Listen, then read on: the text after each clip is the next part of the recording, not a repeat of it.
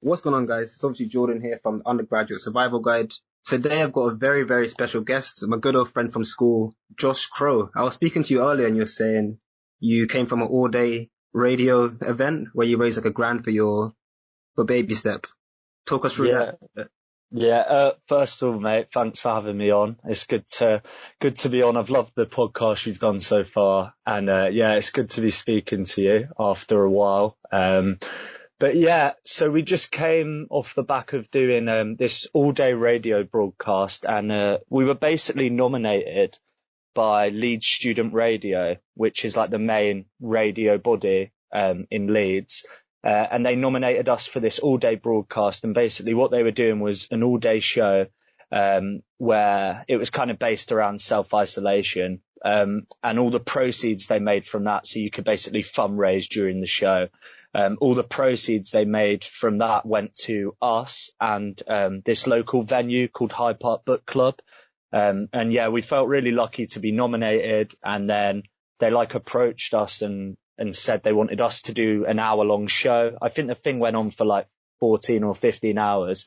But yeah, they said we could do an hour-long show. And what we did was they basically said, do whatever you want. You can talk more about the magazine, but it felt a bit uneasy just talking about ourselves for a whole hour. So what we did was we got in touch with some Leeds-based creatives and interviewed them. So we interviewed Matt Healy, who's a MasterChef finalist. He's from Leeds. We interviewed Nicholas Dixon, who's a Leeds-based artist who we share our studio with. And then we interviewed Dave Beer, and he's basically the man responsible for bringing like club culture into Leeds. He was like a big figurehead in like the Leeds music scene and clubbing scene. And then finally we had on Tristan da Cunha, who runs his own record label and he's a touring DJ. So we did that and it was, it was amazing. And, there were DJs playing and people doing their own shows during the day. And yeah, it was such a good experience. And, people were so generous with their donations and it raised, nearly £1,000. So yeah, we were over the moon by it, man. And it just felt really good to do something positive and be involved in something like that during this kind of crazy time. Yeah. That's crazy, man. Yeah, it was really fun. It's so weird hearing you say that because from school, I never would have imagined you doing some madness like that. Yeah. How do you even get to this point? I think, to be honest, mate, I think with school, I just had a lot of fun, like everyone else did at St. Mark's, and I wasn't like a bad kid or anything, but I just don't think the penny dropped of like what how education worked and like how to just like when I went to university, I just understood how it worked a bit more, like with getting better at my grades and like just just being more interested in what I was learning. I just got a lot of that. I thought St. Mark's was a good school. And, I didn't think we went to a bad school at all. But, something about going to Leeds, I don't know. Maybe it was because not a lot of other people in our year went to Leeds. So I did feel a bit like, right, okay, I'm here. I've come all the way to Leeds. I better, do something. And to be honest, mate, I just remember with my A-level results, I remember just feeling like, obviously I got the results to get to university and that was all fine. But I just remember being like, I just remember being like, wow, that just doesn't in any way reflect me. I just felt like it only really reflected being quite lazy or not putting in enough effort. So yeah, from then on, I just was like, if I'm going to, do my degree or whatever I do, I just want to do it properly. And something about coming to Leeds just totally inspired me. And I had a bit of like fire in my belly that I just didn't have at school necessarily. So yeah, it kind of happened from that, mate. Yeah, that's crazy to hear, man. Yeah, it was bizarre. Like, it wasn't in my head that I'd go to Leeds and then do all of this stuff. But yeah, I did just definitely take going to Leeds and going to university as an opportunity to just really build and just start some new exciting things. Yeah. What's life up there in Leeds? Because like Bristol's very much like London, just without all the knife crime. And all the Sounds unreal, mate. But yeah, Leeds is like amazing. I couldn't recommend a city more. Um, I mean, everywhere depends on what type of a person you are, but I think the fact that Leeds is such a student city really helps. My mum's from Leeds, so I felt fairly familiar with it as a city, and it didn't really intimidate me. But yeah, when I did come to Leeds, mate, in terms of like your options for like a night out or just the amount of things going on in Leeds, like I still find it like amazing. And obviously there's so much opportunity in London. And if you get bored in London, you aren't doing it right. But there was something about Leeds that, I just find amazing. And especially in terms of like the magazine and the stuff I do, I found that Leeds has the kind of reach of a big city like London would in terms of like all the big DJs and bands still come to Leeds, but the accessibility is so much more in Leeds than it is in London. So if I wanted to interview a band or a DJ in Leeds, it's so much easier to do than in London. And yeah, I just noticed there's a bit of a streak of that in Leeds, of people are a bit more personable. And yeah, there's just a really nice feeling, but I still do absolutely love London. It's not saying Leeds is better than London, but I'm just very, very happy in Leeds at the moment, mate. Yeah, I can tell, man. Leeds seems like such a wild place in terms of music. Like, I know you touched on it a bit as well, but who came to Bristol? It must have been the internet, I think. And Rizzle Kicks came one year, and I was like, how come we don't get any of the big artists? Like when I think Kendrick came at one point, he went to Leeds, Manchester, London. I'm like, how come we don't get any of that? And then I figured like Leeds has one of the biggest arenas in the country, and that whole music culture just seems like such a vibe out there. Yeah, like the arena will have played a big part in terms of the big acts, but in terms of the smaller acts, one of the things I've noticed when I've either read other interviews or interviewed artists myself is a lot of them say that there's certain venues in Leeds that when they're kind of given a 50-50 of right, you can either play a show in Leeds or this city, they'll always choose Leeds because of the venues it has. So we've got a venue that's just down my road called Brudenell Social Club.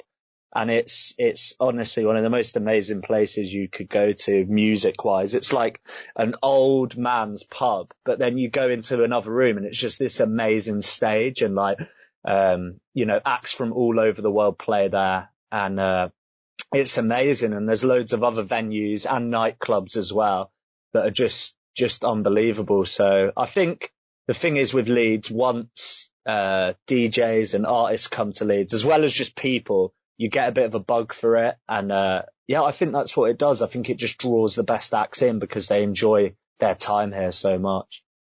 Yeah, that's crazy. I might set up my podcast studio in Leeds then. You sold me. Yeah, do it, man. Move into the studio with us. It'd be fun. Was it easy to find? Like, I've always assumed you need a lot of money and capital to set up things like this. Like Babystep, you seem to come from nowhere to being like, at least from my perspective, a very big magazine. Like, it's been really gradual, mate. And, it certainly wasn't like an easy thing to get to where we are now. But yeah, I think if I was ever going to do something like this, I'd want to do it in a place like Leeds. I've been very lucky that I'm in the city I am, for doing a project like this. I think it could have worked in London, but not necessarily with my kind of local area. Like, I don't really know any, I'm sure you're the same, mate. Like, I don't know many like genuine like gig venues just down my road. Like, I have, if I wanted to go to a gig, say I was going with you, obviously, James and Tom Gardner, James Holland, we always used to go to gigs, and mate, we'd be on the train for like an hour and a half to get to these gigs. Like, it was nuts. And then, whereas in Leeds, like, as I said, down my road is like one of my favorite music venues. So I think the fact that I was in a city that was so big on music really encouraged me. Almost the second I was in Leeds and studying here, I was like, right, I want to make a magazine about music. From there, it was just loving it and really enjoying it. There were little perks, like just even being able to go to a gig and not have to pay for a ticket just helped so much. Like, cause I'd always be like, worried about, I'd have to choose a gig to go to. Whereas, if you went and did a review or an interview, you could get in for free. So that was like amazing. I thought that was the best thing ever. And then it just progressed. More and more people found out about it. And then we just keep having these milestones of like, a thing happening, like getting a radio show or getting a studio or just something would keep happening that would just take us to that next step. So it's been really gradual, mate. But yeah, I don't think it could have happened in a place other than Leeds. Yeah. I was thinking like, because when we were back in school, I must have gone to a gig. I went to 3 different events, but all of them were in Heatham House. Oh, wow. Yeah, Kingston. Wow. I'd love to know if that place still exists. Literally, yeah. I don't think I've been there since, it would have been Cormac's event, I think. I don't know if you remember that, like 4 years before you finished, so what, 6, 8 years ago? Wow, that's crazy. I don't know if I even went to that. I should have. But yeah, Cormac's doing some amazing things, isn't he, with Gringo, with his brother. So yeah, hopefully they do a gig near us soon again. We'll have to all go. Yeah, that'd be sick. Because I've been meaning to see Cormac for so long. The last time I heard he was studying medicine, and it's like, he's a music artist now. Yeah, no, it's brilliant. And like, anyone listening should definitely check out his music. It's really, really good. And he's been doing it with his brother for like a couple of years now, I think. But every tune just seems to be getting better and better production wise. So yeah, big up Cormac. Yeah, humble plug. Mad man. I don't think I ever really understood your,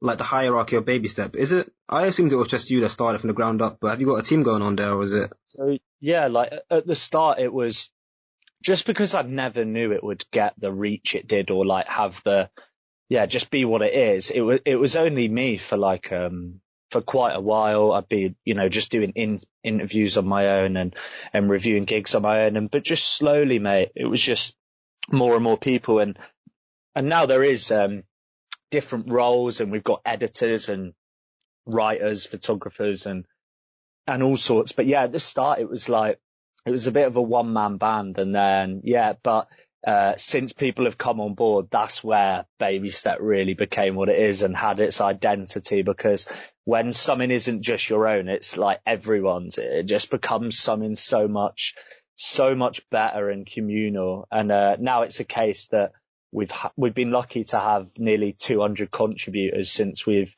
been running. And everyone we ask, like, what's, how would you describe Babystep, or what does Babystep mean to you? Everyone says a different thing. So yeah, it's been amazing for us getting all those people on board. Yeah, that's wavy, man. That's so cool. Cheers. I literally remember 3 years ago, I think you sent me like a Facebook, like this page link. I'm like, what's going on here? And now it's like a whole online community. Like I keep seeing it around online. Like, nah, it's crazy what you've done with Babystep, man. Oh, thanks so much, man. Yeah, at the start it was just tunnel vision, really. I didn't know what form it would take, and I suppose I was a bit more like, aggressive isn't the right word, but like I was just very, very focused in on making it big, it was about getting it big and making it as big as possible. But then slowly but surely, when people come in and, you go to a really special gig or someone writes something really lovely for the magazine, you start being like, nah, it's so much more than it being as big as it can be. It's about the memories and the people you meet. And it's kind of become something I never thought it would, in terms of its size and just what it means to me. I thought it was something I could put, on my CV as just something I did. But now it's like, I can't imagine living in Leeds without it, but also just kind of my life without it, because so many of my friends in Leeds and the people I've met have been because of this magazine. So I don't know. It's been like supporting a football club or something, mate. It means a lot to me, and it's done a lot for me, definitely. Yeah, I mean, on the topic of football, I'm not sure if West Ham fits in. Oh, mate, it's been pretty dreary, pretty much since when I went to uni. It's been awful, man. I know you've not been having much joy as an Arsenal fan either, but yeah, it's been just not good, bro. Not good. We obviously moved to the Olympic Stadium, and it's just not a mass to anything. I don't think they did the move properly. I was never against us going there, but I just think the way they did it is, it just wasn't good, man. They've not done it properly. And even when you talk about teams like Tottenham, I hate Tottenham, obviously, I'm sure you do as well, but they've done that move properly. That's a proper stadium, world-class stadium. And yeah, when you look at how clubs have done it like that, it does make you just be like, what's going on? But yeah, West Ham haven't been giving me much joy over the past 3 years. So yeah, I think Babystep's taken over with my kind of like what gives me happiness. Yeah, I hear that. As soon as Wenger left, I started this podcast, man. I'm like, I can't do it anymore. Yeah, just get it out in some way. Yeah, I get you, man. What's the football scene like in Leeds? Because obviously Leeds are doing very well before this happened, but Oh mate, it's mad because I think Leeds is one of the only one club cities in the country, like as in a big club, like, you've got like Villa and Birmingham, you've got all of those cities where there's two big clubs or there's just two clubs in general. In Leeds, mate, anyone who's not, a student is crazy about Leeds United. So yeah, that's all you'll see. And then with watching football in general, yeah, there's loads of students who are like into their footy. So, yeah, it's a pretty footy mad city, but also rugby's massive here as well, mate. Like, rugby league, especially. There's Headingley Stadium down the road, and that's where they play the cricket as well. So yeah, they're a sporty lot round here, mate, in Leeds. It's like, they're kind of going for all the different ones, but yeah, Leeds United mad. So, yeah, a lot of football here as well, man. yeah, that's crazy, man. I really got to get up north more. Yeah, you do. You'd enjoy it, and even the surrounding cities like Manchester, Liverpool, like they're all only like they're less than 2 hours away. Just all of these like really, really other cool places you can go to. So, yeah, I think it's underrated, but I think more people are copping on now to go to Leeds. Like, from the year below us, mate, like there were loads more kids who came to Leeds from our school. I think it was only me and Cameron who came to Leeds from our school. Crazy. Oh, yeah. So I think it's increasing year by year. And then my brother Oscar goes to Leeds as well. And quite a few people in his year are here as well. So, yeah, I think it's becoming more popular, man. That's mad. I can't even think of no more than like 10 names of people from my school who came up north. Well, to the Midlands, I should say, before I get abused online.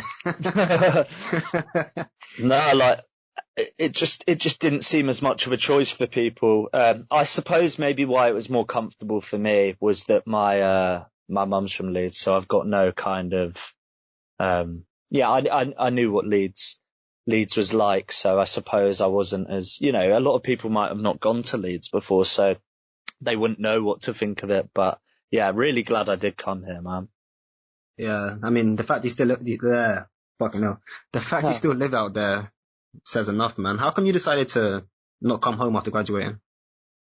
Mate, it was just a thing of like momentum. Like a lot of momentum had been made in terms of just the magazine, and then but more than anything, like I'd say my degree was the only time in my life where I actually understood what education could do or what it could be. Like it's nothing to, I'm not in any way trying to like criticize what St. Mark's was like as a school. I thought it was a good school, but some in me just realized like what the whole point in it was, and if you embrace it, you'll enjoy it a lot more.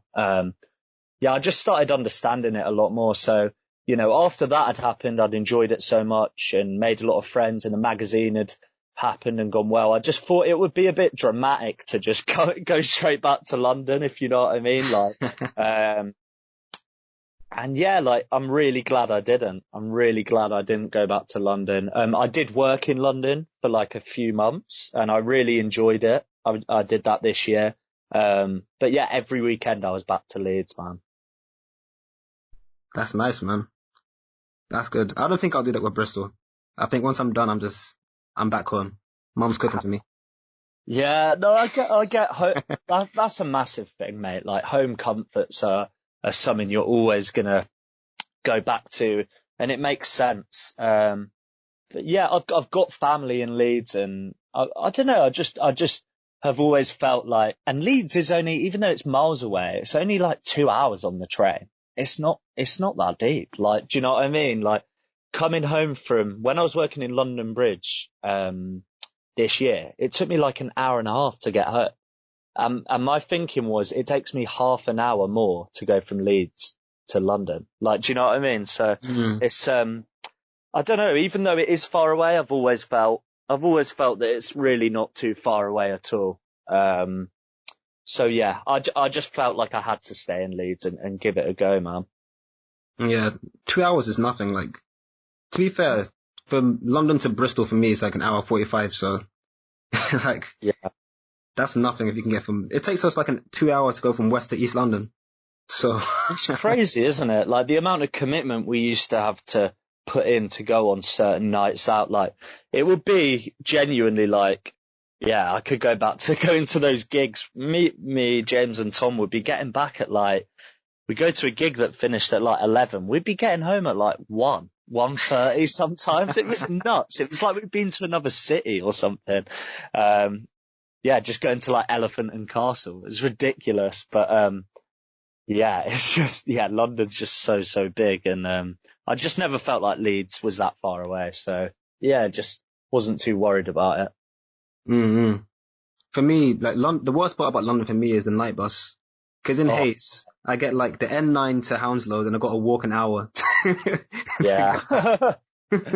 It's nuts. It's really nuts. Like me and Shane, we came back from some nights out sometimes and got that night bus, and like you'd be on it for like an hour and a bit, and then you get another. We'd be just delirious by the end, like if we came out of a club. But yeah, London can be a myth traveling. What's it like in Bristol to get from like A to B? Is everything quite easy? Uh, it's hard to say. Like in my first year, I never really left campus. I would like walk from home to the uni and come back. And then second year, I learned to drive, so I've never really had to take buses. But it's walkable for the most part, and all the clubs and bars are in one place, so you don't really have to do much walking. Yeah, I've only been to Bristol once and really enjoyed it. It was really cool. Have you been to the club Motion? Oh yeah, Motion's the one to go to, man. Yeah, yeah, I've heard good things, but I didn't get to go the only time I was there. Hopefully I'll go next time.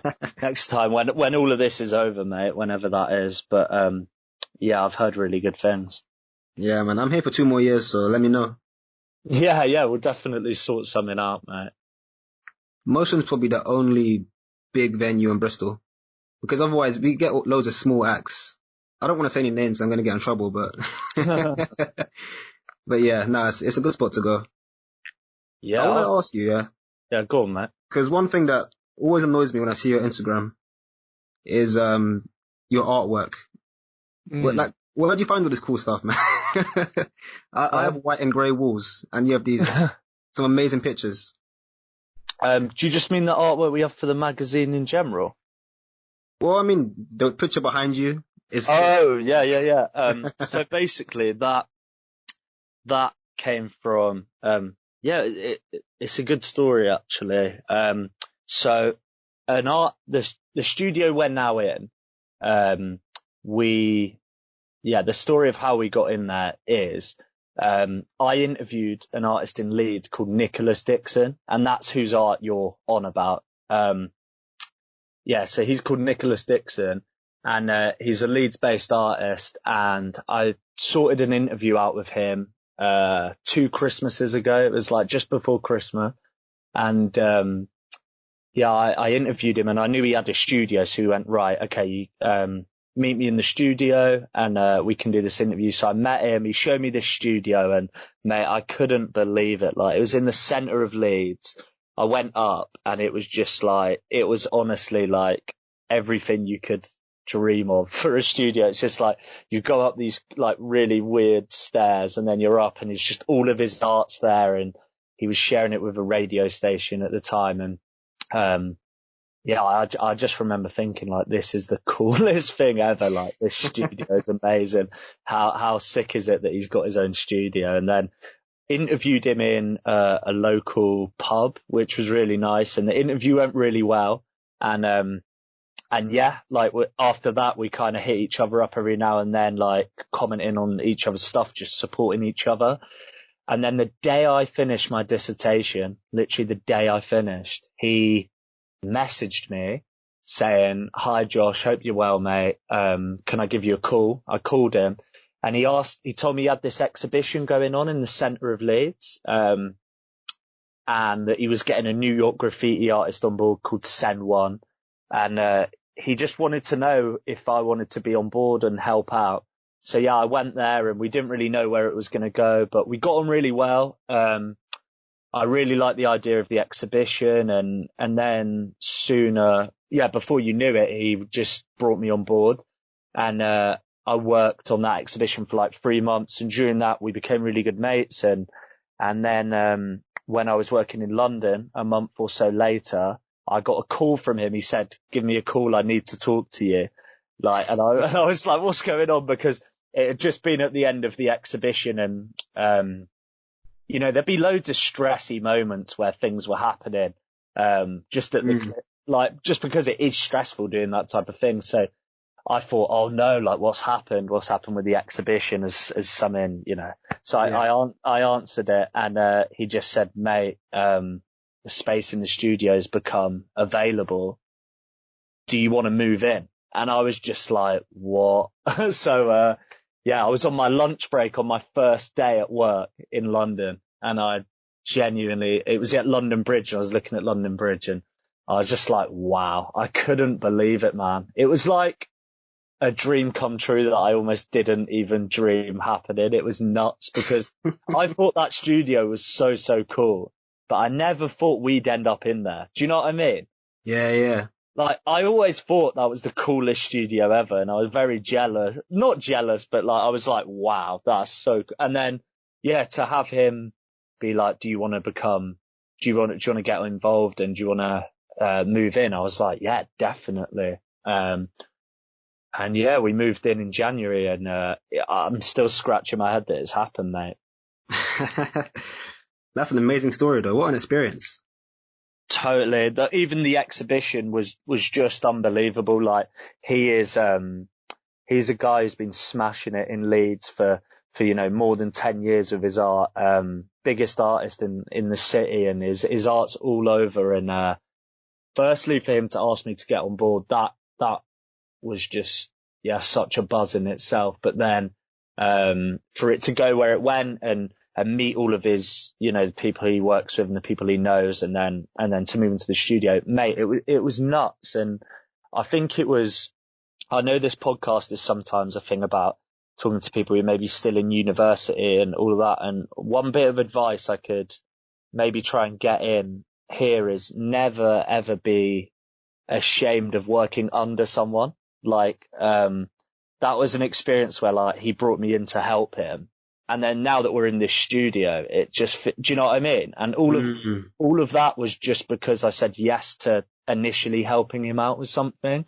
So all I'd say to people is, like, anyone who's got something they do on the side of uni, or even what they do with uni, if you ever get given an opportunity to just be around someone who's maybe, doing what you want to do, just jump at it, because, it can lead to really good opportunities. Yeah. That's good advice, man. I always like that for so long. Like, I don't want to work for anyone but myself. Like, I think it's quite natural, though. I think as young people, we're very aware that, certain people can get exploited and stuff, but it might be seen as old fashioned, but just working under people initially, or going to people who might be a couple of steps ahead of you at the time, just don't be worried about it. You've got so much to learn by doing that. And sometimes that can be worth more than a degree or an internship, Absolutely, yeah. It's building that network. 100%. And if you show you care, yeah, as long as they're not a horrible person, they're going to love that, aren't they? If you show you're passionate and willing to learn, then you're bound to kind of do well or make your mark in whatever it is you want to do. Yeah, for sure, man. Shout out Nicholas though. Nicholas Dixon, yeah?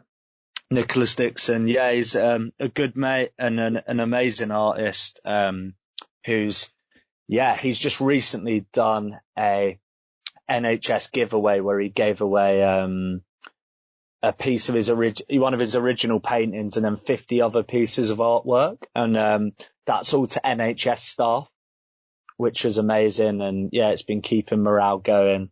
But yeah, check him out if you haven't already, Nicholas Dixon. Yeah, I'll check that out as soon as we're done, man. I wish I could do the same thing with Banksy in Bristol. Yeah, get on, mate. I'm sure he's about, mate. I'll try and get him on a house party or something, or Zoom. Yeah, mate, get him on the podcast. He'll be loving it. Get him to do the next bit of artwork for the podcast. I'll move him into the studio.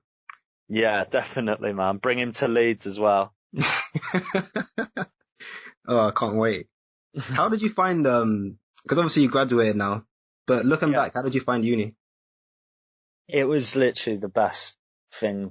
I loved it. I completely loved it. I was lucky. I did a degree where like everyone in that department was there to teach. You get a lot of lecturers at universities who are there to do research and teach on the side, whereas every teacher I had on my course was passionate about teaching, and that went such a long way, mate. Like how into their subject they were, and just how like it was honestly amazing, like to just go into a classroom and then they'd start talking about like things going on at the moment and like contemporary issues. And I did sociology, and it was just every week we went in, we'd just be talking about what was going on and what we were hearing in the news. And I loved that side of it. And then outside of university, doing the magazine, the nightlife, the city in general, I loved it. So I think it's the best thing I ever did, mate, coming to Leeds. Yeah, I'm so glad I did. So yeah, university was amazing for me.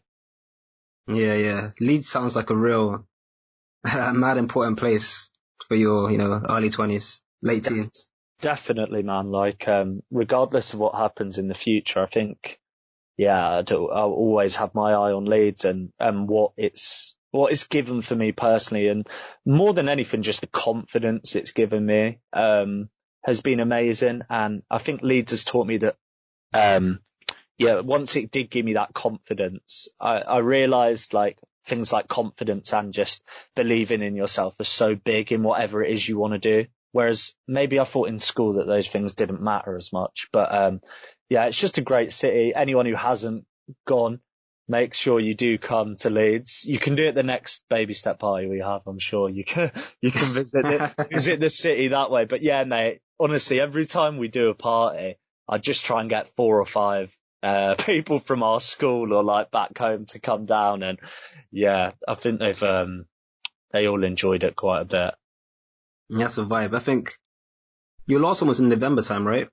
I think me, Michael, I know James went anyway. We were like, we gotta go to this. I can't remember what came up, but James came back, said it was the maddest night like had in a while. Yeah, James came to our first ever night. That was amazing, man. It was again down the road from me, a place called Royal Park Pub, and it was literally just a pub most of the time that we were at university. But then our event, it had been a venue for like a month or 2 months, and it's this downstairs cellar that was the venue. So we put on an event because we were like, right, that's the natural next step. Let's put on an event. So we put on this event. We just thought if it flops, it flops. That's it. But we want to say that we put on an event, and we sold out, and it was nuts. Like we sold out the night, and everyone who'd ever read the magazine or knew about it came there that night. And it was one of the best. I think it's probably the best day of my life, man. Like it was amazing. Like just to have.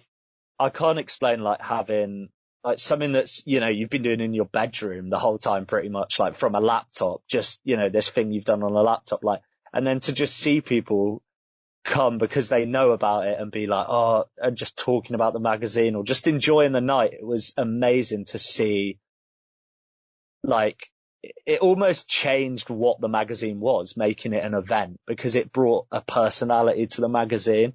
So yeah, I'll never forget that night. And, it was amazing. And then we did another event at a venue called the Old Red Bus Station, and that sold out as well. And that was another amazing experience. But that first event, like, I'll just never get over. Yeah, I just couldn't believe it was happening, really. So yeah, it was amazing. Yeah, that's vibes, man. That sounds so sick. No. I remember last year, I think, I saw you guys doing a yoga event, and I was like, this could go so left. Yeah. Oh, mate, like, yeah, we knew we wanted to get more hands-on with stuff and like start doing events or just more interactive stuff. So we did a charity fundraiser, yoga event, and loads of people turned up. It was really nice. And my mate Kaylee, yeah, shout out to Kaylee. She's a yoga instructor now, qualified yoga instructor. Nice.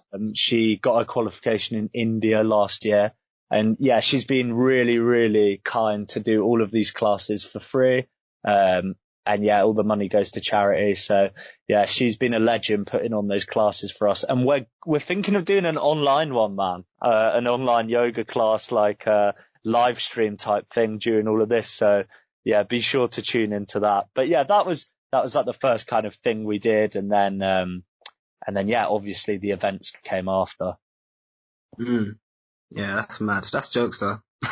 No, it was fun. It was fun. I think I just about didn't make an idiot out of myself with yoga. I played it safe and didn't go for any of the crazy sort of like moves. But yeah, it was good, man. It was good. Mad. It's funny, like, I tried yoga for like 20 minutes my first year, and I was like, nah, because all we did in school was football all the time. And That's it. after that year 13 summer, I got so stiff. I'm like, you know what? I'm just going to sit here at my desk, at my laptop for the next 4 years and call it a day. Retired. But yeah, oh mate, yeah, like I've done it maybe 3 or 4 times. 2 of them I didn't really enjoy, but then there was this one time, where yeah, my mate Kaylee, she was just really good at making sure everyone like was feeling comfortable, and like it was the first time I'd done it and like people weren't laughing about it. Do you know what I mean? Like it was a bit more, not fully serious, but it was a bit more serious. And no, it was really good actually. Like I really enjoyed it. But yeah, it's just quite long to commit to stuff like that, isn't it? Definitely, yeah. I could never, man. This is why I don't even go gym anymore. It's just laptop and bed. Tell me about it. I need to get back into a bit more of a routine with that type of stuff. Like every time I go running or every time I go to the gym, I actually really enjoy it. It's just about doing it, innit? It's about getting to that place to do it, you know, in the first place. But yeah, that is harder than it seems. Definitely, man. Oh, post lockdown, I'll be on it for sure. Yeah. Let's keep lying to ourselves. Yeah, lockdown. And then before all of this, we just went, there's just not enough time to do these kind of things. And now we've literally got all the hours in the world. And yeah, I'm the same as you, mate. I'm going to do it all after lockdown. It'll be fun. It's funny, like I didn't do any coursework before lockdown, and now that's all I do. So, Oh, mate, how's that all going? Uni, I mean, I'm at a point where I see guys like you doing bits. I see guys like James, you know, applying for things, and it's like I just can't wait to get out and start working. Yeah, I think people are just different with what it is. I felt like I could do a bit of both just because I was lucky that I found sociology is like it's a bit more wordy and it's about opinion and stuff. But you know, if you're studying a science or maths like that, that's just straight up, you know, revise and take exams or you know, put in a lot of work for coursework. Whereas sociology, I was lucky. I think it gave me I had enough free time that I could do stuff on the side. So, but yeah, I'm sure it will all kind of make a bit more sense once this bit of coursework's over, mate. It can just feel really stressful at times. Yeah, yeah. To be fair, I feel like uni's a lot. Like the first year is probably not too bad because it's very similar to A levels, and then years 2 and 3 I've heard are like the most stressful out of everything. But then once you're done, life's just great. Mate, for me, uni was just the biggest in terms of just coursework or pressure.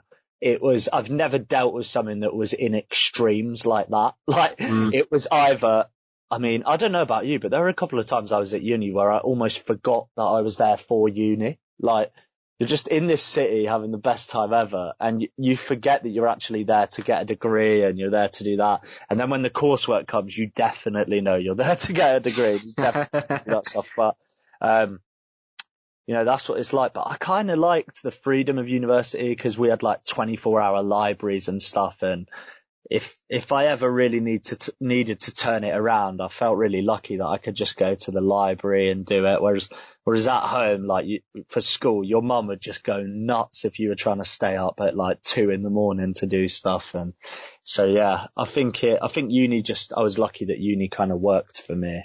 But yeah, it can be really stressful sometimes. Yeah, definitely, man. It's a good point about libraries as well, though, because I was home, a day before lockdown. Yeah. And every 20 minutes, like, Jordan, come and fix the TV. Jordan, come and change the channel. It's like, oh, mum, just... Yeah. I still have work. I mean, that's the beauty of a library is that, like, it is literally... That's the only thing you can really do there is work. Maybe you can muck about on your laptop, but it's just a bit pointless, isn't it? So I did like that... yeah, in Leeds, I could just go somewhere where it was only about getting my work done. So yeah. Yeah, just jam. That's it, man. I gotta ask, because like you obviously mentioned Nicholas and Kaylee and like all these other great people in your life. Like, how have you gone about meeting these guys? Because Bristol is like a dark place sometimes. Oh, mate. Oh, no. Yeah, so with meeting, it's a case of meeting one person and then meeting everyone else. So me and Rob, who I've not mentioned before, Rob's a massive part in Babystep. He's an editor. He's been on board, from very early on. He does loads for us and he's one of my best mates. And, so me and Rob got put in a house together in the second year of uni. We both knew different people, who brought us to that house.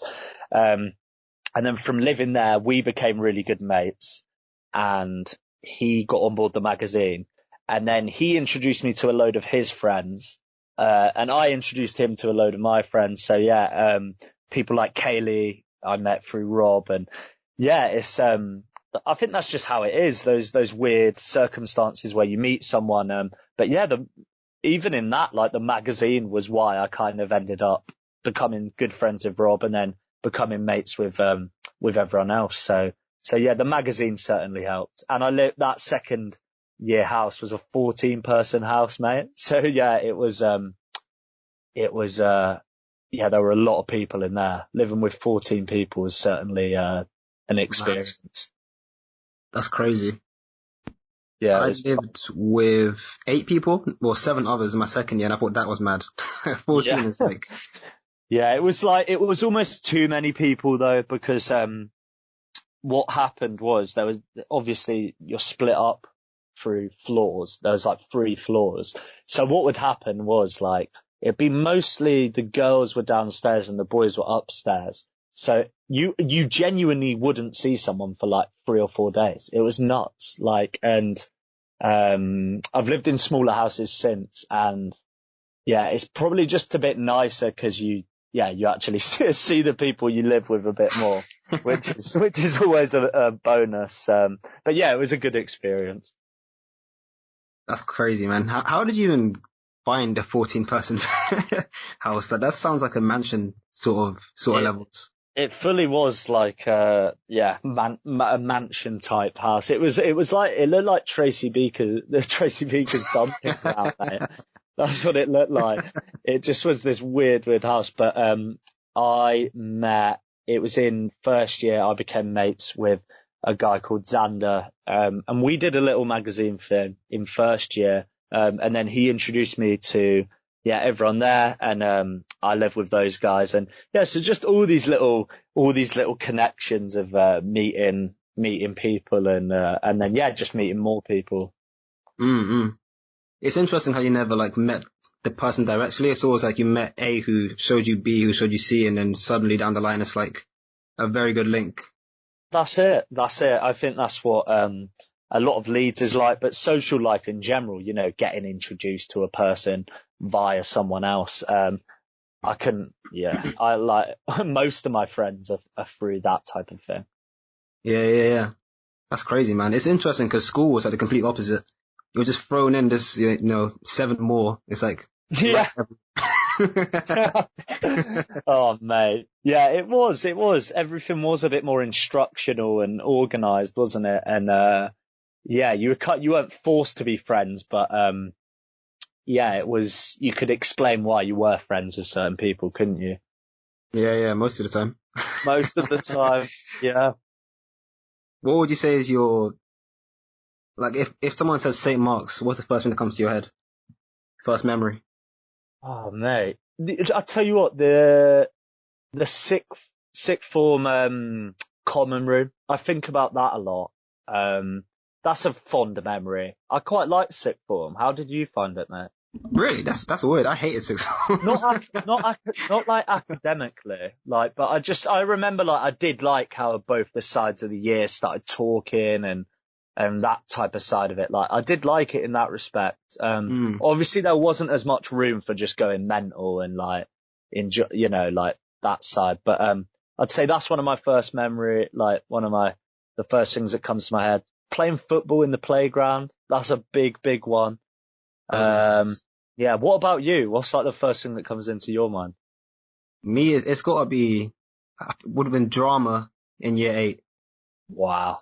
Oh man. Year 8 drama was like, you can't touch that in terms of good times. Oh my God, like just how much fun we used to have in those types of things. Just like it was a free for all. Like me and Ben Conway got moved out of A1, like A1, whatever class it was, like because we were just it just was not good. It was not good. We were just having too much fun, I think. But yeah, that was probably a blessing in disguise, really. But yeah, it was nuts, wasn't it? That's a good memory for sure. Good times. I was moved out as well. The year after, I think they put me in A2. Yeah, like they split a whole class up because we were that bad. It's actually nuts. It's nuts, but really, really good memories. Obviously, I had so much fun during like year 8.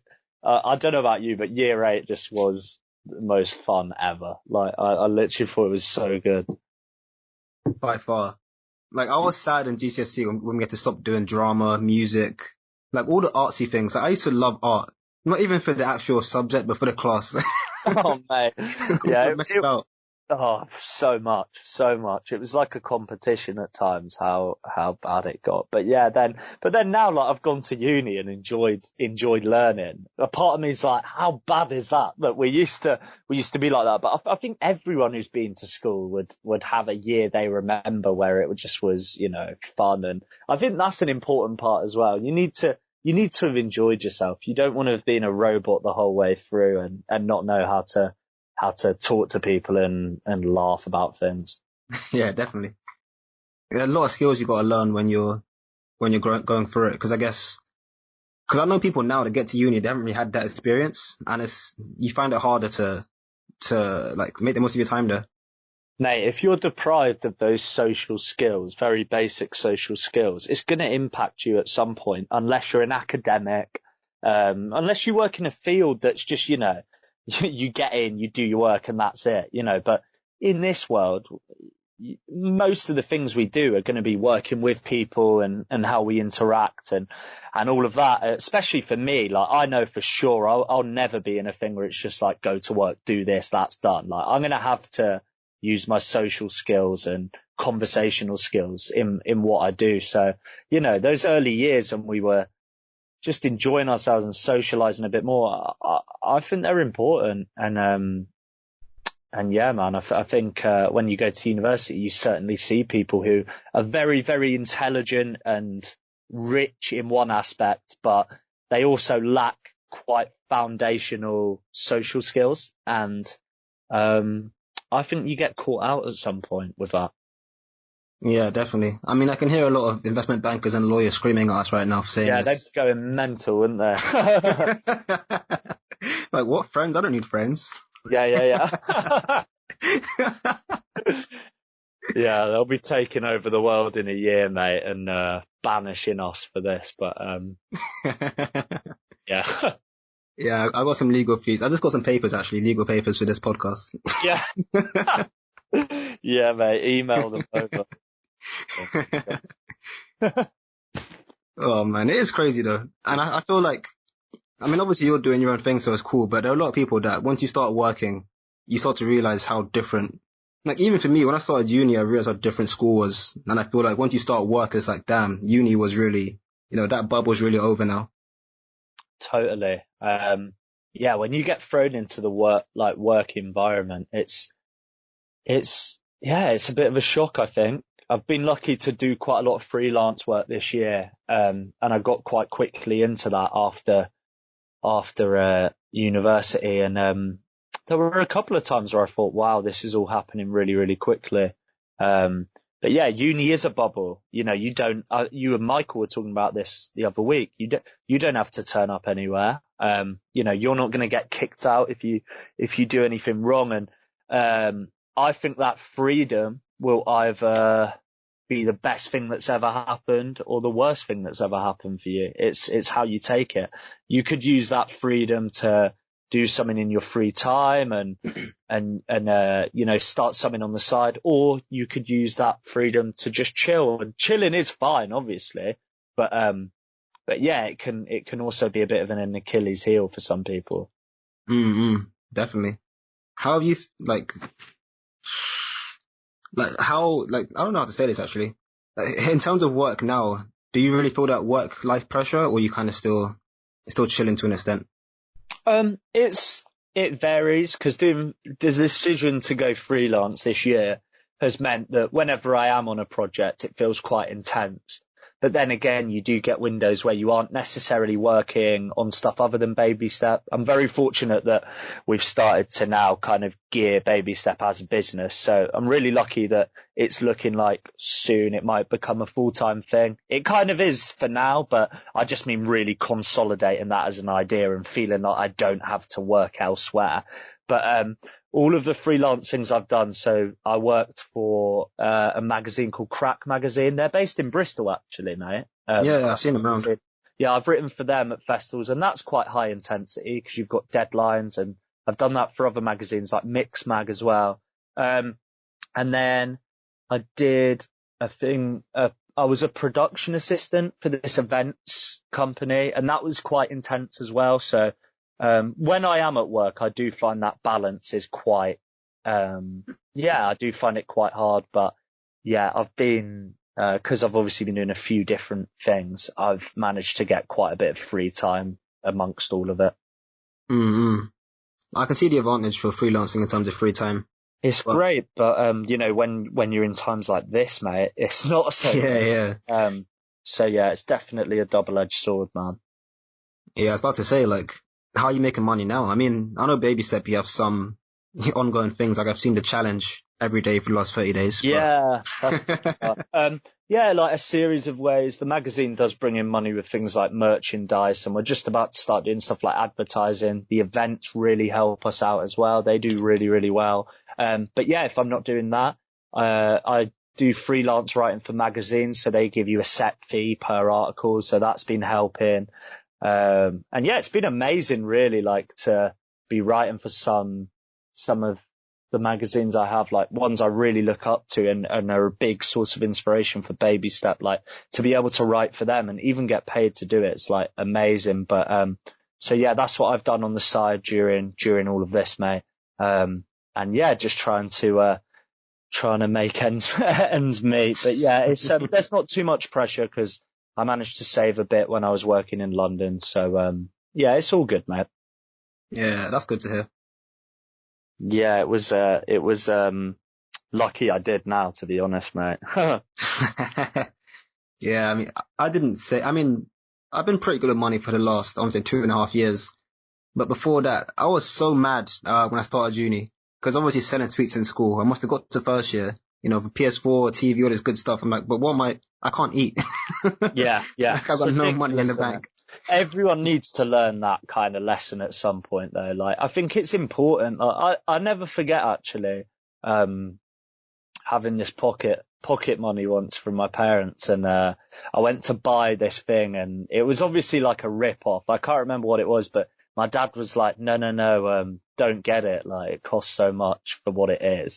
I can't remember what it was. It must have been like a toy or something. And then my mum just said to my dad, no, like, listen, let him. And then he's got to realize in himself that that's a waste of money. Do you know what I mean? And I Mm-hmm. think it's the same with uni as well. Like, um, everyone's got to learn that kind of lesson at some point of like, that's not how to spend your money. So, um, yeah, it is the way it is. And I think uni does make people see money a bit more for what it is by the end. Not at the start. I think at the start people are super irrational and think that all that money's free. But yeah, by the end you definitely know what money is and the value of Yeah, for sure. it. I mean, I downloaded an app, 3 days ago? I started investing. I'm like, you know what? I'm never gonna be poor again, man. And That's then COVID so, happened and everything dropped. oh no. Oh man. It's not the one. I've never dipped into stocks or trading or anything like that. You obviously know Julian and Rory. They're mad for it, mate. They're like fully into it. And, oh mate, like when I hear them talk about like the value of gold and stuff, I just think that is a nightmare. Like, do not get me involved. Do not get me involved. That's funny. I didn't even know they were investing like that. I don't think they're investing like loads and loads. Apparently a big problem is you need a lot of money to make real money on it anyway. But, yeah, I'm sure they're doing it. They're doing it right. But yeah, shout out to Rory and Julian, actually, my best mates during school and still now. Yeah, they've Julian's come up to Leeds, but we need to get Rory to Leeds at some point. But yeah, I hope they're Yeah, well and safe during these crazy times. yeah. Shout out Julian. I haven't seen Julian in ages, but I've noticed he's a machine now. Oh mate, yeah, he's doing bits since finishing since going to uni. Sorry, Mm, with big like guy. gym and doing all of those things. So yeah, I think uni's great for some people, man. Like he's really really enjoyed it. And he's like another person I know who's just got a lot out of it. So yeah, yeah, good for Rory, mate. Go on, Rory. I'd love to look back and see how guys are doing from school. Oh, Because I me feel like too, our year man. was the best in terms of potential. Yeah, there was so much potential, and also I thought there were just a lot of very sound people in our year. I just thought people were pretty nice on the whole. Like, there was, yeah, just most people now. If you introduce me to them again after all of this time, I think I'd just be cool with most people and just be like, "Oh, how are you doing, man?" Like, I didn't ever feel like there was really, really bad arguments or tension in our year. But yeah, as you said, there was a lot of talent as well. It'd be good to see what everyone's doing now. Yeah, for sure. I feel like I was in a couple of fights in school. I'm trying to think back. I'm sure you will have been. Wait, who with? I remember, was it year 9? I can't remember what year it was, but I remember Gareth messaged me on Facebook saying like, one day I'm going to kill Jordan. And he got like 1 billion likes. Oh my god. Was that an Audi car park fight or a Lidl car? I forget which one it was. Oh, Audi car park was the one, man. I think we've literally got to talk about that now, man. But it's just, yeah. What was it? Aldi or Lidl? It doesn't matter, does it? But yeah, there was down our road was a Lidl from our school, down the road from our school, and whenever there was tension, should you say, or like people wanted to sort something out, they'd go there. And I saw some of the worst fighting ever at that place. Like, I don't know if ever saw a real fight there. It's a good thing, obviously. Like, but yeah, just everyone used to go there and kind of bail out. Like, in the end, it was hilarious. It was too funny. It's because at the end of the day, like, we had like quote unquote beefs, but no one really hated each other. So it was never serious enough to escalate. It was fine, wasn't it? There was no real, like, I don't think we went to like a school of hard knocks or anything. I think it was pretty tame, pretty tame. I remember fighting Brendan there, of all people, like one of my closest friends. Oh, mate. Yeah, I think, like, bless him. How is Brendan? It'd be really good to speak to him at some point. Yeah, Brendan, I'm actually going to call him. Well, I mean, he's meant to be on the podcast today, but he just keeps Singapore time is crazy. Oh, is he in Singapore still? Wow. Yeah, yeah. It's nuts. Like he finished his national service this year in February. Yeah. And he's staying there for another 2 years now because his brothers are going. Oh, wow. It's nuts. Yeah, it's amazing though. He's looking like he's in good shape and everything, and he's really enjoying it out there, man. Yeah, yeah. That military training, like, I wish we had that here. I would love to do 2 years of military, just national service. Oh, mate. But I bet that'd be fun for like a week, man. But yeah, it's like with that, I've always thought it was something like that or boxing training, just even for a tiny bit. It'd be so cool to see what it was like to just train to that intensity for a long time. Yeah, yeah. Would you ever do that? Like now that you have time on your hands, just get massive for no reason. Yeah, that's the thing that I think being healthy and fit is something that is like, that makes complete sense and that's very logical to me. But what I don't find gym at this moment in time that logical with the getting really big. That's the only thing. Like, I think keeping healthy is really, really good. But yeah, just getting shredded, like the amount of effort it takes I don't know. I just don't think I'm desperate enough to be massive. It's sick if you are. It's obviously really good if you do have that drive to do that. But I think for now I'm not too focused on being wham. But I'd like to just be. I'd definitely like to be like more fit and healthy and get running more and stuff. But yeah, might have to at some point during all of this just get massive. Trust me, man. No, I just had a crazy idea as well. You should do a Babystep funded fight between you and Rory. Oh, mate, yeah. A little combat, that would go off, mate. That would go off. Oh, if you do pay-per-view, like, you got my money right now. Yeah. Cheers, mate. I think Rory would have a bit going for him though, with all of the gym and everything. But yeah, I could never fight Rory, mate. He's too good of a friend, mate. It'd be heartbreaking, man. Be like you and Brendan all over again. Oh man, make Audi Car Park, Babystep Productions. Yeah, get it out. All the camera crew and everything. Raise like 15 grand with the pay-per-view. It'd be unreal. Oh man, I'm so there for that. Yeah, we'll have to do it, man. Mad. What are you planning to do next with Babystep? Yeah, so the next step, actually, it came to us really recently.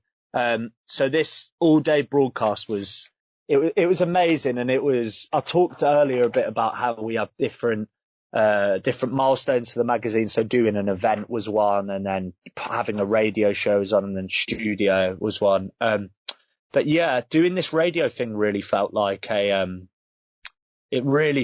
stepping stone for us, just because the guests we had on, they were people I'd really admired when I first came to the city, really looked up to. And I think they're all kind of the masters in what they do. They're all at the top of their game in Leeds at what they do. You know, Matt Healy's probably the most famous chef in Leeds. Nicholas Dixon's the most famous artist. And, you know, you could go on and on. So they've done so well in their thing. So having them on was just amazing. But yeah, during that, at the end of every time we post something, we kept writing, "Remember, we will dance again."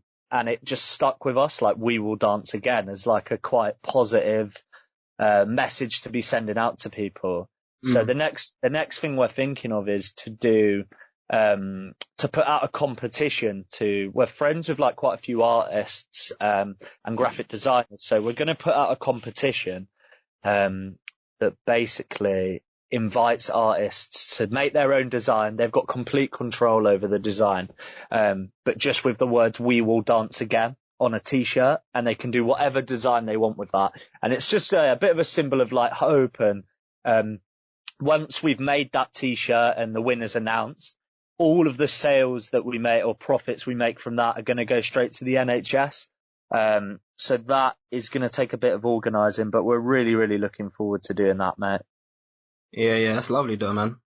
No, it should be a really, really good thing. We feel really grateful to have been chosen by Leeds Student Radio for them to fundraise money for us, and we want to return the favour by fundraising for someone else and helping someone else out. So that's what we're going to do. And then aside from that, there's plenty more content, filmed, recorded and written, that's going to be going out there. So we're just always thinking of new ideas, mate. That's the most immediate one I can think of, but just always kind of pushing to expand the magazine and just create more opportunities for our contributors and better and better content for our the people who follow us. Yeah, the community. Yeah, that's vibes though. It's cold how much you do for charity. I've noticed as well. Like so far, all the money you seem to have raised has gone straight back to charity. Like I love that. Yeah, we do our best, like with things like the yoga thing and the t-shirt giveaway. There's just certain moments where the t-shirt competition, there's certain moments where, you do something you've really enjoyed and you've got a lot out of, and by the end, you just feel a bit weird to capitalize on it and make money off it. So, I just think a lot of the time it feels more fitting to do something for charity. And, I think it's more rewarding, mate, than getting the money yourself sometimes. I get that. I think I'm too poor now to appreciate that, but I see your point. It's just a balance, I think, mate. It's not saying to people that, whatever they should do should be for for charity and all of that. Yeah. But getting that in there when you can is brilliant. And we're lucky enough to have a reach and sort of have enough time on our hands to do projects like that. It's just trying to make good use of our time during all of this madness going on. I love that, man. That's sick. Do you feel more at home, I guess, in Leeds than in London in terms of let's say you're giving money to your quote unquote community? Yeah.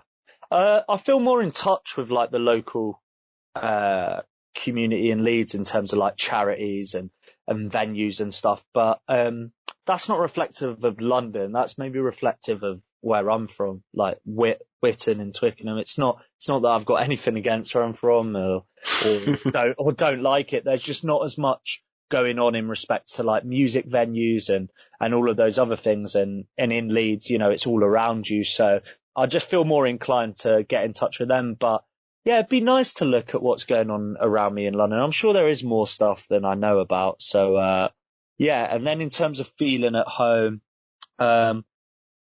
they're both home in different ways, I think. When you're at home with your family at Christmas and stuff, that's home, isn't it? That is what home is. But, equally, when you're around your friends in Leeds and you're, with your creative endeavours and all that thing, that feels like a home as well. So I just feel lucky enough. It's not home to me doesn't mean one place. It means, more than one place. It means Leeds and London. So, they both mean home in different ways, I suppose. But yeah. Yeah. It's just the vibes, isn't it? What about you with Bristol? Do you feel Bristol's homely or? It's hard to, my Bristol experience has been wild because last year I was living by myself. This year I'm basically living by myself as well. So it's hard to, I guess, bridge that gap, make that connection with the city. But I get you. I do love it there. And I think after I graduate, if I don't get a job straight away, I'll definitely spend some time out in Bristol because it's just quieter. Yeah, enjoy yourself, man. There's a big thing. I think people really rush after university to what's the next step? What's the new big thing I can do? And, if if you can enjoy a city for a bit more and live there, and, you know, you will have, by the time you're finished at uni, mate, like, you will have built, you know, friendship groups, even working relationships as well, that you don't just want to ditch straight away. And yeah, I think it says something, even like CV wise, to say that you stayed in the city after you studied there, and that you didn't just go straight home. Yeah, I feel like there's a level of independence to it, because like going straight home, if you can afford to stay out, obviously, but it shows a lack of, I guess, connection between where you studied and, you know, where you live. It's not necessarily a bad thing, but I can see your point. That's it, man. That's it. But yeah, like, every time I do go home, I absolutely love it. And yeah, maybe one day I will live in London, like, again for a long time. But yeah, just happy in Leeds, man. Yeah, yeah. For a fact, when we get the next John Proctor on, you got to come down for that, though. Oh, mate, That's a London weekend. Of course, that's happening, mate. Yeah, it's the beauty of being in Leeds, man. It's like, it's only 2 hours on the train. Like, in a heartbeat, you can be back. If there's ever an emergency, you know, I class John Proctor as an emergency, mate. If that gets called on me, that's the same as a family emergency, mate. Like, I'm straight there. I'll be straight there, mate. But yeah, it's so close, like, just on the train, that, yeah, I can, whenever there's a big weekend or just something comes up, like, even with West Ham, mate, like, if there's a big game, I'll head straight back, like, straight back to London. That's the one, man. That's the one. Yeah, relegation deciders, mate. I'll live for it. Oh, if you get relegated, that'd be so sad, man. Yeah, I do. Oh, mate, who knows what's even going to... We're out of the relegation zone for now, and obviously with everything that's happening, they might cancel the season or they might carry it on, but, mate, it's hard to even think about football with everything going on. Like, I do miss it a lot, and don't get me wrong, I've been watching so many, like, you know, best Premier League volleys. Like, that's all I've been watching on YouTube, like Van Persie just going nuts. That have been rinsing that recently, but it's hard to think about football. You know, just like, people are saying, when's it going to be back? And I think it's just so deep with everything going on that it's not even, it feels almost wrong caring, like, too much about football at the moment. Do you know what I mean? Yeah, I get you, 100%. Like, at the start, I was like, oh, is this going to mean West Ham get relegated or not? And then I'm just like, what am I on about? Like, I've just seen the stuff going on. It's like life and death stuff. So, yeah, it's going to be nuts to even think that at some point we're all going to be able to go to football again. Like, even that's crazy. Yeah, and the Premier League the FA advised them to carry on with the games for a bit, even after this went nuts. Like, the week where all of the teams cancelled their games, the FA said they could go ahead and play those games. Imagine they did, and the amount, like, the thousands of people who would have all congregated to those games. It would have been awful in terms of, like, people catching coronavirus. Yeah. No, it would have been nuts. And it's annoying because, like, people are saying, I'll play behind closed doors, all of that. But if you look at PSG in the Champions League, like, they just gathered outside anyway, or like, people are still going to go to pubs and bars. You can't just, you have to cancel it, really. That's it, man. That's it. But yeah, we'll see. It's just impossible to talk about for now. Like, we don't even know when we're going to be allowed out of our houses, let alone when we're going to be watching, like, West Ham versus Arsenal. Yeah, literally, man. It's like Michael said it as well on the podcast with him, but he was saying how it's going to be a while until things are normal again. Because even if we are allowed outside, like, you don't want to catch it still until there's a vaccine. Mate, the stigma is going to stay for a long time, I think. Obviously, there's going to be that initial, like, crazy start where everyone goes a bit nuts. Like, obviously that will happen, where people get really excited and all go out to the pubs and parks and whatever. But, mate, like, in terms of events, football matches, gigs, all of those things, like, people are going to be really uncomfortable with the idea of being around hundreds or thousands of people. Like, things like there's so many industries or just kind of day-to-day activities that are going to take so long to feel normal again. Mm. Like, It's going to be a long time. Like, I won't be getting on the tube anytime soon, I don't think.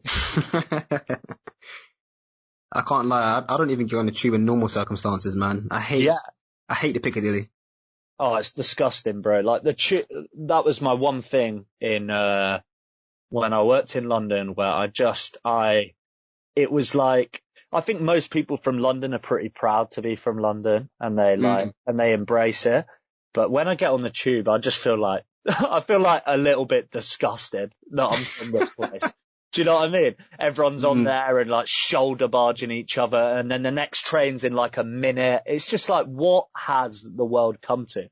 And some of these guys are on like 80 grand a year, and you're just like, what? But they can't work out just to wait another minute for a train. Like, the things I saw in the 3 months I was on that tube, mate, I'm traumatized. Like, it was ridiculous. Like, people just take it to whole nother lengths, and I don't know, it's just ridiculous, isn't it? Yeah, mate. Like, I remember I heard a story once. My friend, he was saying he went to an interview for some bank, and like he ran onto this train, he pushed past some woman. Like he's like, I was gonna be late, so I got there just on time. And he's waiting for like 10 minutes for the interview to show up. Like, what's going on? Am I messed up? Is it the wrong day? Whatever. Yeah. The woman who comes in to interview him is the guy who pushed past on the train. No. Oh, mate, what a shocker. That is so, I don't even want to say karma. That is just, I just feel so sorry for him. I know most other people would use this to take the moral high ground and go, oh, well, it's his fault. But that is just as unlucky as it gets. Of all 7 million people in London, you. Yeah. Ridiculous, man. Ridiculous. Oh, mate. It is nuts though, because you get that like 20 times a day, especially during rush hour. Like, I remember I had a internship 2 years ago, and those 4 days on the tube were the complete nightmare trying to get onto the train that early in the morning. Yeah, it's not nice. Like, I managed to find a way where I could get on an overground halfway through my journey and like stop all of that happening. But if you don't, I think the best thing to do is just separate yourself from the madness and just think, God, this is ridiculous, because otherwise, it would just destroy you every morning, man. Like, that was another thing I noticed when I went to London. Like, when you get on the tube, worked in London, sorry, when you get in the tube, how genuinely devastated people look that they've got to go to work. It's genuinely so sad. Like, oh, mate, like the tie barely on them, and like it just looks like it's a sad sight. It's a sad sight. And that's why, when you're talking about staying in Bristol for another year and enjoying yourself, just enjoy it, because, you don't want to be that guy on the tube crying. Like,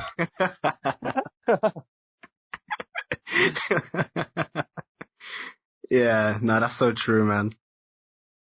yeah, it's not the one. If you ever see me crying on a tube, like, call my mum, man. Yeah. Say, come and collect your child. Yeah. Nah, that's crazy. I do feel for London though, because in Bristol I met the guy who he owns Wiggle. Wiggle's like how do I explain it? When there's food at the end of each day or whatever for different restaurants, they provide that to you, so they give it to you like discount of all the local food in Bristol. Yeah, I've heard of that, man. Is that a Bristol-based app, or is that like everywhere, that thing? Yeah, it's Bristol based. Oh, it's cool. There's one of those in Leeds. It's I'm not sure what the name is, but it's a great idea, man. Yeah, it's a very good idea. But I remember I was talking to the guy who started it, and he was saying he tried it in London, but because you think it's so much opportunity there, so many people there, but it's so hard to stand out. It's so hard to like make a mark there, where everyone's always like looking down, everyone's always stressed. So he came to Bristol, within like 3 months blew up. Yeah, because I suppose people have just got that bit more time on their hands to actually go and get the food, and it worked really well in Leeds. I don't know what the app was was called here, but I used to always get stuff from the University of Leeds, like, and it'd be the stuff that they hadn't sold during the day, and it's a great idea. Yeah, yeah. Also started it. Yeah, me too, man, me too. Have you got any business ideas down the pipeline, mate? I feel like you'd always have that type of thing in you, man. Of course, man. I mean, this podcast was designed to be a lot more, and obviously because the lockdown has been tight to do what I wanted to do with it. But yeah, you'll see in due time. I don't want to leak too much yet, but Oh, good stuff. Good luck with it all, man. I'm cheers, sure man. it'll pop off. Once I start, I'll be in touch. Good stuff, mate. Good stuff. Let me know if you need any ad space in the magazine. Definitely, man. It is nuts though. I feel like now that I'm older and I see guys doing stuff, you really start to appreciate, like, you actually can do things out here other than work 9 till 5.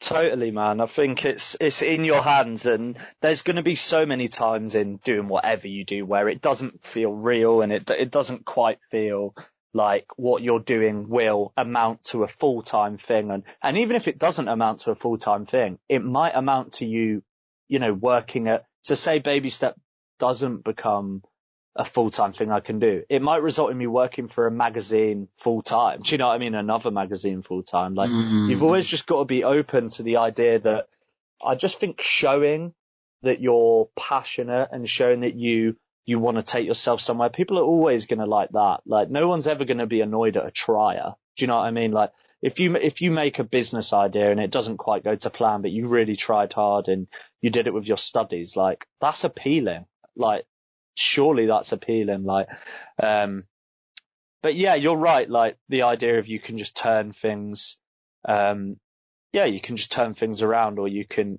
create stuff. I definitely believe in that, and I've been lucky enough that with the magazine we have made it into something. But there were definitely times where, like, my parents initially didn't believe in it as much. They did quickly begin to believe in it, though. They've been so supportive with it all. But I've noticed in particular when I talk to adults, they would initially find the concept quite hard to understand about how it would happen. But then slowly but surely you not prove to them, but more prove to yourself that, you can go in the right direction and transform a hobby into like a business or a job. Very true, man. Yeah, like, I'd be doing this even if it wasn't a job, like, or like a form of employment. Like, I'd do this just because I love it. It's, when I'm about to interview a band or just after I have, like, that is probably my favorite feeling in the world at the moment.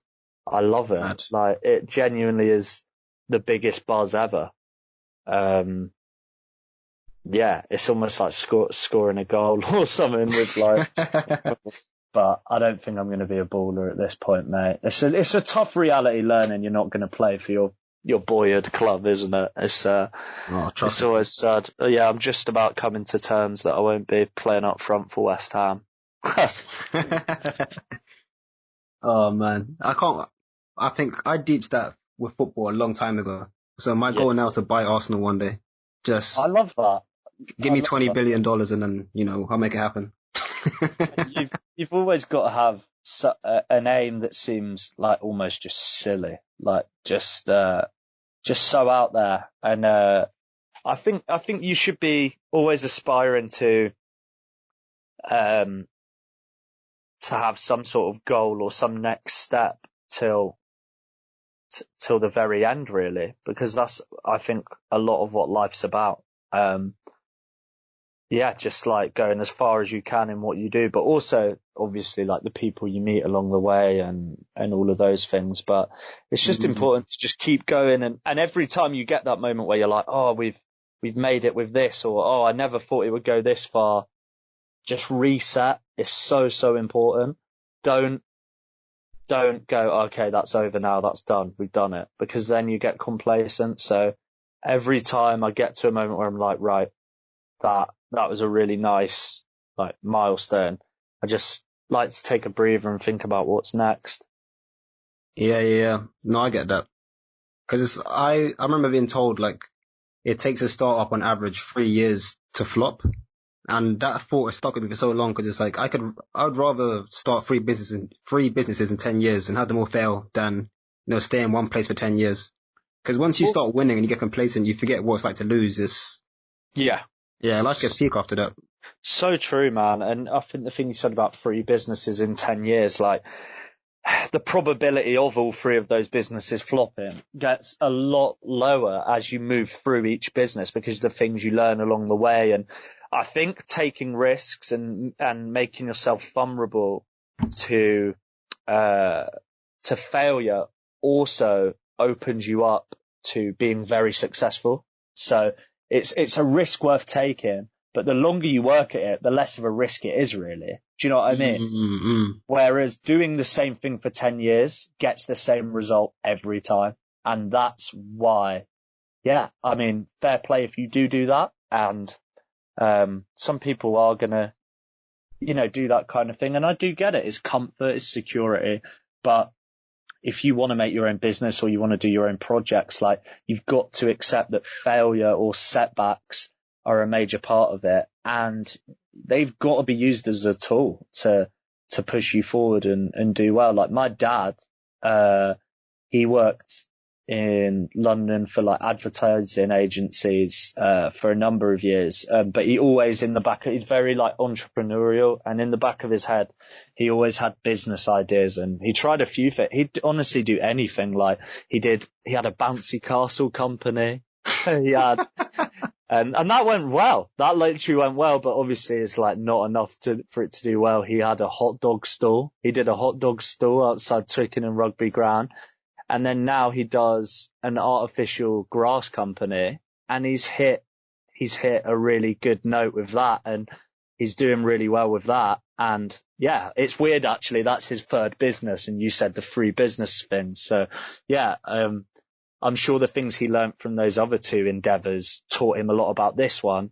And just to see how happy he is in himself and how much fulfillment he gets from his work, like that is. It's inspiring to me, his quality of life and his happiness. It's brilliant, but he's a guy who has had those setbacks, and it didn't come to him easily. So yeah, I just think the point he's at now, has really taught me that, just go for it and believe in yourself, even if you do have setbacks along the way. Mm-hmm. Yeah, that's powerful, man. I didn't even know your dad was like that. Yeah.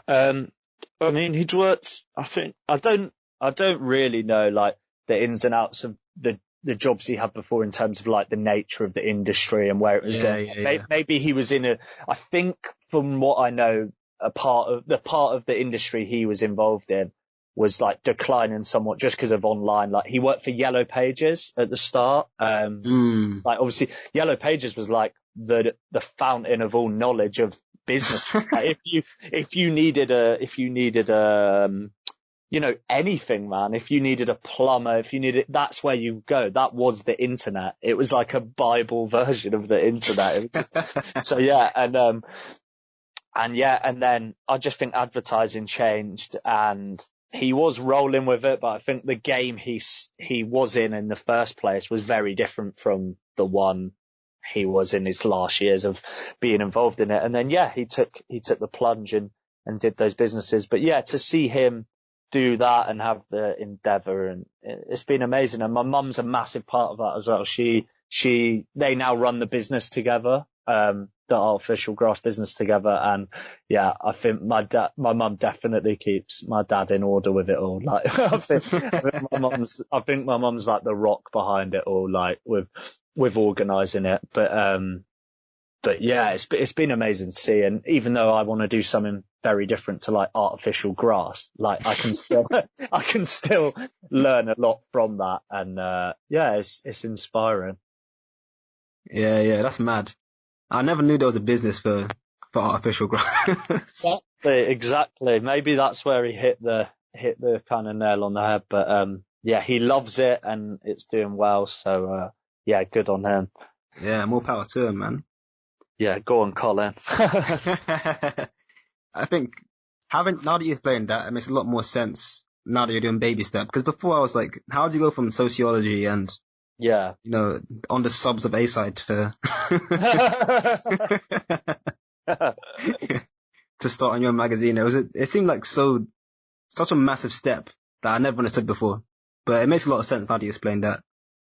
I think maybe there was a bit of that in me that I just didn't exercise during school, as much as I do now. Yeah, for me it just something about Leeds really felt like a reset and just like, right, okay, fresh start. Nothing was wrong about about school. Nothing went wrong.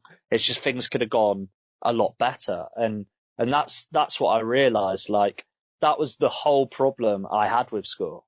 Getting by was the aim. Like with A levels, with just data, like just doing enough to get into sixth form, then doing enough to just get into university. Do you know what I mean? I wasn't saying like I'm going to do enough to get into a good university. I was just saying I'm going to do enough to get into university whatsoever. And that survival thing went, like, before it was like just get by, whereas now it's like, no, how do you thrive and how do you build on stuff? And yeah, I don't know what. I think it was just maybe having a bit of a talk to myself of just like, come on, mate, like, sort it out, basically. And I don't know where that came from or why it happened, but it did. And yeah, I feel grateful that it did. And yeah. Yeah, that's cold, man. I guess it's a combination of reflecting and self-awareness, right? Just knowing that, look, I can do so much more than what I've done so far, and just actually executing towards that goal.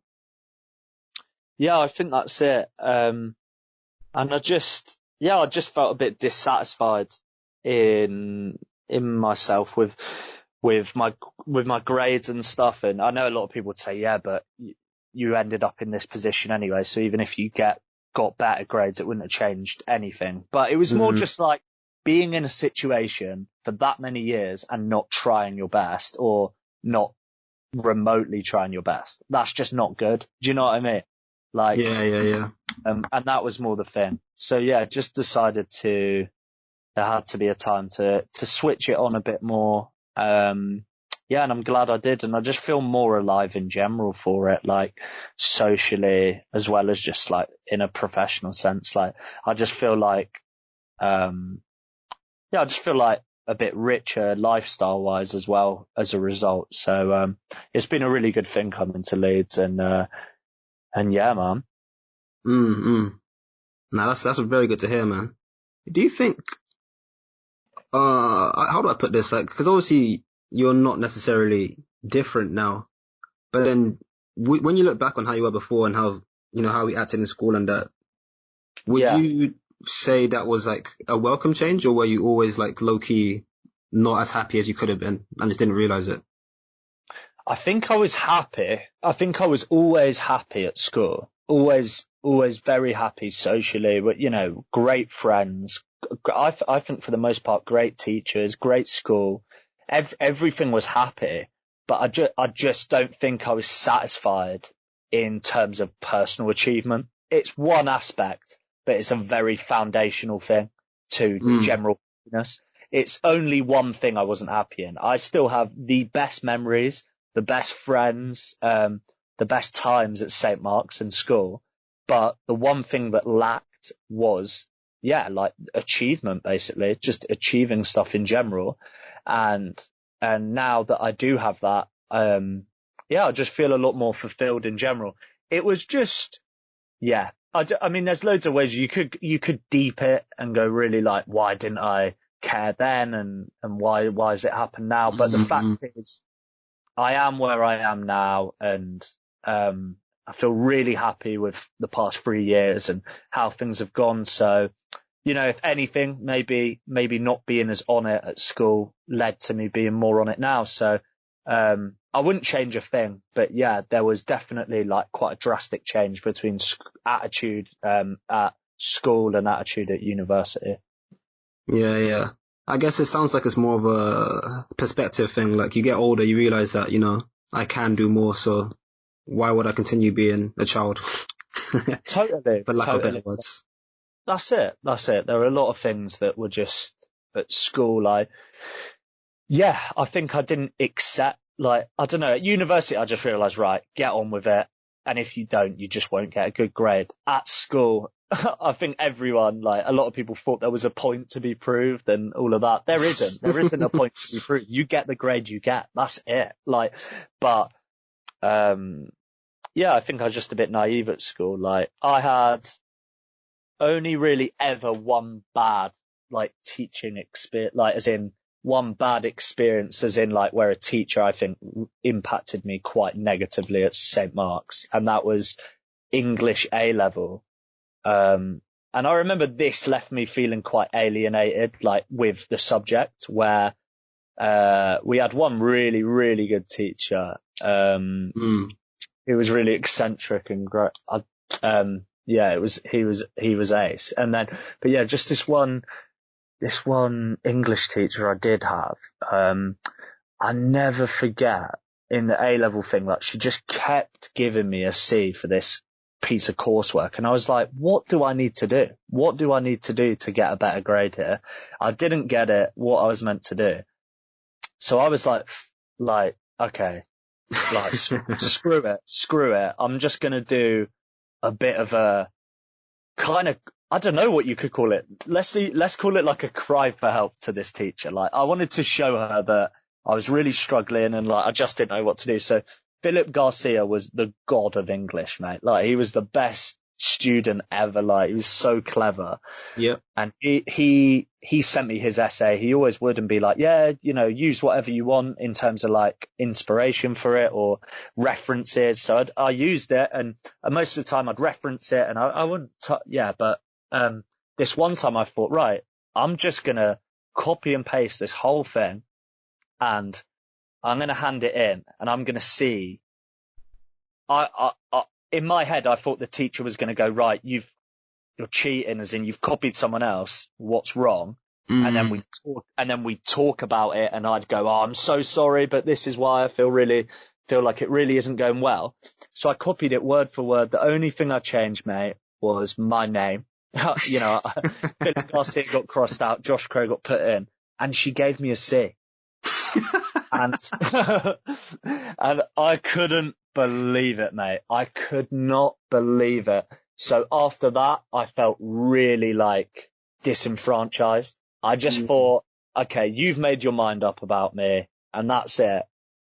But nowadays, my attitude would be like, right, okay, you can judge me, but an examiner's not going to judge me. They don't know who I am. So I'm just going to work really hard for the exam. But that kind of thought process just didn't happen back then with me. I don't know why. It's just being a bit naive at the time. But, you know, some people just come to these moments or have these values and attitudes at different points to each other. So my time for kind of a more serious and focused side of me came during Leeds, but it's blessed that it did. I'm completely cool with how things have panned out. Yeah, that's good. I gotta ask, what did Philip get in that coursework? Full marks, I'm pretty sure, mate. That's why I was copying it. Yeah, it was full. It was like, I think they were saying it was one of the best they'd marked in, like, years. Honestly, he was unbelievable at English, but they were not feeling my copy and pasted version of it for whatever reason. That's mad.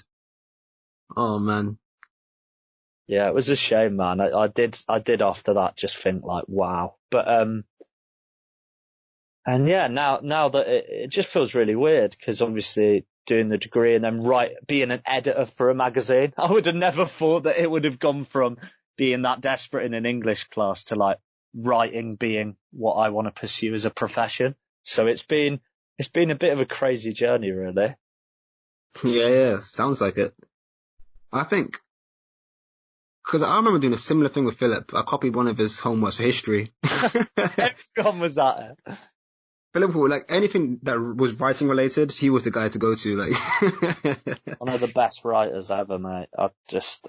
He was so good at it. He should have. I think he did a science or something, but he totally could have been a writer in any respect, a novelist, or he was so good at writing. Yeah. Shout out to Philip, man. Yeah, shout out Philip, mate. Hope you're doing well. But yeah, school was mad. I don't think I ever had a really negative experience with any individual teacher, but Mm. no, I hear what you mean. Like, you definitely learn a lot from those experiences. And then coming to uni, it's like, wait a minute, it's not necessarily about any individual. It's more about, I guess in school, yeah, markers. In uni, it's kind of like, how does this impact me and my career and like where I'm going next? And you Yeah. start to get better questions. I just didn't do the stupid stuff I would do in the lead up to work or exams at school. At school, I'd be asking, how much have you revised? Mm. Why are you doing that? Like, that is just stupid stuff to be caring about. And half your boys would lie, wouldn't they? They'd say they'd done an hour and they'd revise for 5 days. Like, no doubt. Like, Yep.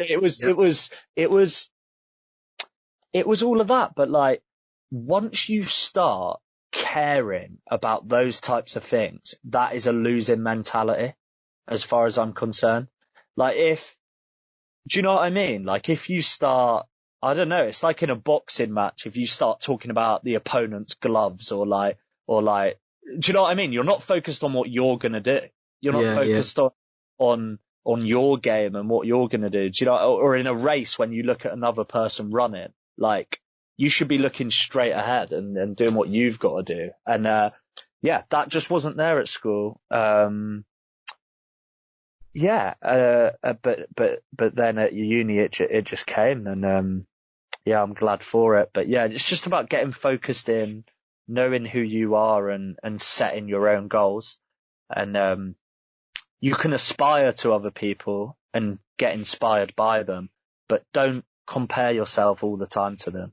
Do your own thing and set your own standards, I think. Yeah, that's a big one. Because especially in school, I was always like, oh, I would have done better, but I didn't revise. She revised. She's a bang out. I could have done that if I worked harder. Yeah, that But bang then, out thing is the stupidest thing that ever existed, and I massively took part in it, and I'm so annoyed at myself. Like, just like, what was that about? Like, taking the piss out of people for working hard. That is insane. Like, what were we doing? Like, it's but mad. yeah, but yeah, school was great though. Like, aside from could have done a bit better with grades, it was still a great time. Like, I loved it. Absolutely. I mean, years 7 to 11, like, I wouldn't give up for anything. Nah, it was amazing, and I still occasionally think back to like those crazy times, and they were brilliant, man. They were so fun. Um, yeah, great memories, man. I remember I was scrolling through Facebook like a couple of weeks ago, and I saw Yeah. pictures that we took, in the back room of drama. I have one of you and then one of Jamie and Joe. Wow. And this is back when Amazing. we weren't even allowed phones in school. That rule, that, what did you think about that as a rule at school, mate? I've always thought that was so stupid. At the time, I thought it was dumb, but looking back, I think there are some rules that the school had in place that are good rules, but they didn't enforce them in the right ways. And I think phones are one of them, because like, if your phone gets stolen, you're kind of screwed. I suppose Hounslow was a pretty peak area that it was a very real thing that like carrying your phone around you could put you in danger, I suppose. So, but yeah, I remember like certain situations, like trying to get home from something, or like being where you just needed a phone and I didn't have one on me, and I was just like, this is the worst thing. This is the worst thing ever. If the school had said like you can bring a phone in but you can't use it in school, that would make a lot more sense. But I Yeah, don't know. like hand it in at the start of the day or something like that. Yeah. They were very weird with rules, like the whole low haircut thing. I got suspended every year for having a 2 on the side. Like, like, come on. Right. I remember that. We'd be playing football and Miss Byrne would just eye you out, and I wouldn't see you for 2 weeks. Yeah, bye, Jordan. Oh man, those were like some of the weirdest days. I remember it was a snowy day once, and I threw a Yeah. snowball. I think I missed. It must have been Michael or something. I hit a teacher, and then they turned around. Clocks had no hair. It's like, yeah, you're out. Ridiculous, wasn't it? Yeah, I never got in trouble with like uniform or anything necessarily, but wow, how strict was it, man? It was insane. Like a jacket being a slightly the wrong color, and it was it was nuts. But I'm sure a lot of those things we thought was silly probably were good in some respect, but yeah, it's nuts. And then you go to uni and it's just a free for all, man. Like everyone's just trying to dress edgier and edgier than the other person. It's nuts. Trust me, man. I'm literally sitting here in sliders and tracksuit, like. Yeah. I've got some West Ham shorts on and and this like jacket. Yeah, I love the like license to just dress however you want, man. It's fun. And it's funny, like, some people are dressing like this because obviously it's lockdown. This is my normal attire. Like, I'll go to the Yeah, shop in sliders. you've not changed a thing, mate. Oh man, good times, good times. But yeah, man, as far as questions and stuff goes, that's basically what I got for you. No, mate, that was a good one, man. It was good to talk about the magazine in general, and then I knew, of course, that just loads of memories would come back and just general talk. But yeah, mate, thanks so much for having me on. Like, I really enjoyed talking about everything, and it's been really nice to catch up on on school and everything. Absolutely, man. It was great to have you on. And No, actually, so I much. gotta say before you cut, what have you got to plug other than obviously Babystep? Um, I mean, at the moment, it's been quite full on with just the magazine in general. So I'd just say keep your eyes peeled for that. And just stuff coming out with the magazine. But other than that, I'd just say with this t-shirt thing we've got coming up, if you have got any spare money. I know this is a crazy time for funds. I know everyone's very, running very low on money, but if you do have, a spare few quid to get this shirt that, we are donating all of the proceeds to the NHS, that'd be amazing. But other than that, just check out the magazine because it's the best thing in the respect that it's, all of my friends and everyone who is involved, who's doing something creative, their stuff gets shared on there. So, yeah, not so much for me, but just even for them, if you see a piece of art, a written article, a bit of poetry, a video you like on our magazine, head over to that artist's page or account and give them some love and yeah, just whatever you guys are doing or planning to do, just this is a really good time to think about it and home in on it and just try and pursue what it is that you want to do and try and help other people along the way. That's poetic, man. Cheers, I cheers, found mate. my Instagram snippet now. Love it. All right, dope, man.